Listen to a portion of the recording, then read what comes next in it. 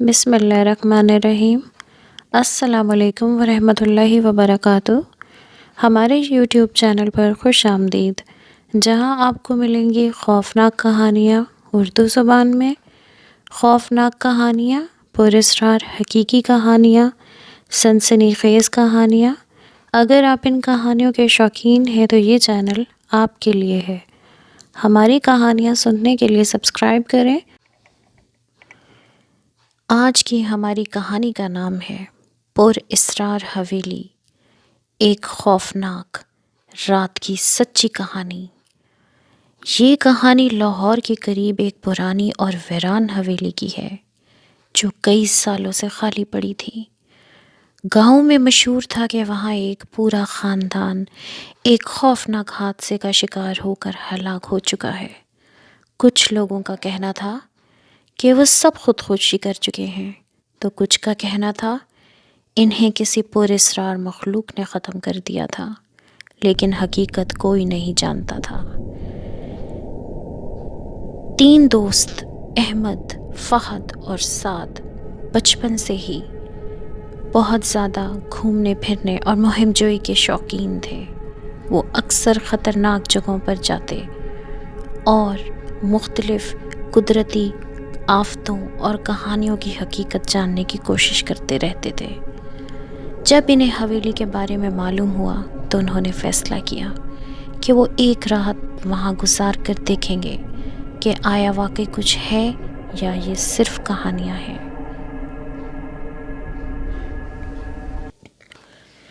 گاؤں کے بزرگوں نے انہیں منع کیا، لیکن ان کی ہمت نہیں ٹوٹی۔ وہ رات 12 بجے حویلی میں داخل ہونے کا ارادہ رکھتے تھے تاکہ وہ سب سے زیادہ خوفناک وقت میں وہاں موجود ہوں۔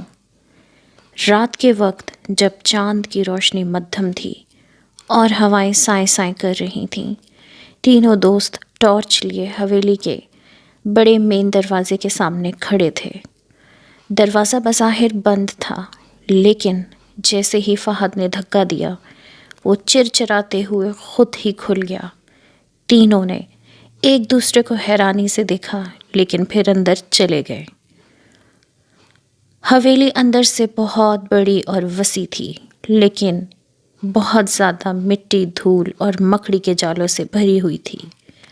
دیواروں پر پرانی تصویریں لگی ہوئی تھیں، جن میں نظر آنے والے چہرے بہت مدھم اور خوفناک معلوم ہو رہے تھے۔ ہر قدم پر ان کے جوتے دھول میں نشان چھوڑتے جا رہے تھے، اور ہر ہلکی سی آواز پر وہ بار بار چوکنے ہو رہے تھے۔ جب وہ ایک بڑے کمرے میں پہنچے تو وہاں کا منظر باقی حویلی سے بالکل مختلف تھا۔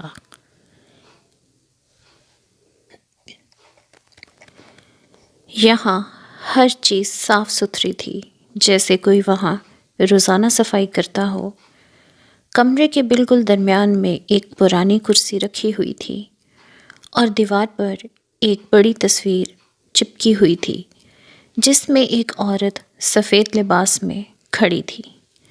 احمد نے آگے بڑھ کر تصویر کو غور سے دیکھا اور مذاق میں بولا، شاید یہ وہی عورت ہے جو یہاں کے قصے کہانیوں کا حصہ ہے۔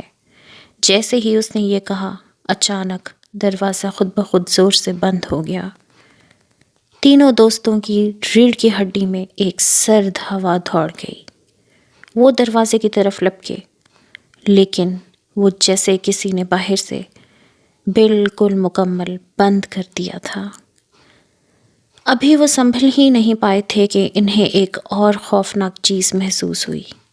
انہوں نے محسوس کیا جیسے کسی کے چلنے کی آوازیں آ رہی ہیں، لیکن کمرہ خالی تھا۔ پھر ایک مدھم سی سرگوشی گونجی، تم یہاں کیوں آئے ہو؟ سعد نے کانپتی ہوئی آواز میں کہا، یہ مذاق نہیں ہو سکتا، یہ کوئی جن ہے۔ اچانک وہ تصویر ہلنے لگی اور اس میں موجود عورت نے آہستہ آہستہ اپنا چہرہ اوپر اٹھایا۔ اس کی آنکھیں سرخ ہو چکی تھیں اور اس کے ہونٹوں پر ایک بھیانک مسکراہٹ تھی۔ پھر ایک زوردار چیخ کی آواز سنائی دی اور تصویر کی عورت کمرے میں ظاہر ہو گئی۔ وہ عورت زمین پر تیرتی ہوئی ان کے قریب آ رہی تھی۔ اس کے بال ہوا میں لہرا رہے تھے اور اس کے ہاتھ خون سے رنگے ہوئے تھے۔ تینوں دوستوں نے دروازہ کھولنے کی بھرپور کوشش کی، لیکن وہ اپنی جگہ سے نہ ہلا۔ فہد نے اپنی کانپتی ہوئی آواز میں اذان دینا شروع کر دی۔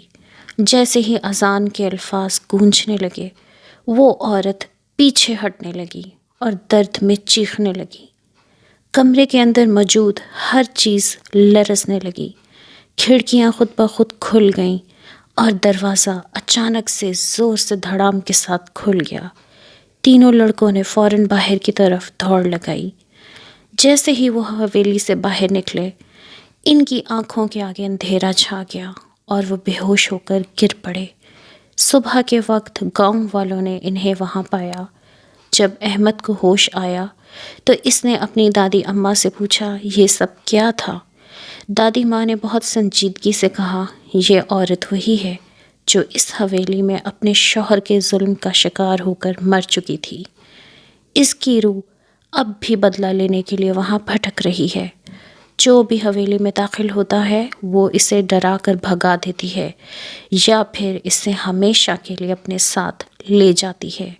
تم خوش نصیب ہو کہ وہاں سے بچ گئے۔ اس واقعے کے بعد تینوں دوستوں نے ہمیشہ کے لیے اس طرح کی مہم جوئی اور اس طرح کے کام سے توبہ کر لی۔ وہ جان چکے تھے کہ کچھ کہانیاں صرف کہانیاں نہیں ہوتیں بلکہ حقیقت ہوتی ہیں۔ یہ کہانی ہمیں سبق سکھاتی ہے کہ ہمیں ہمیشہ ان جگہوں سے دور رہنا چاہیے جہاں کے بارے میں خوفناک روایات یا کچھ حقیقت پر بیسڈ باتیں موجود ہوں، کیونکہ بعض اوقات نظر نہ آنے والی چیزیں بھی حقیقت میں موجود ہوتی ہیں۔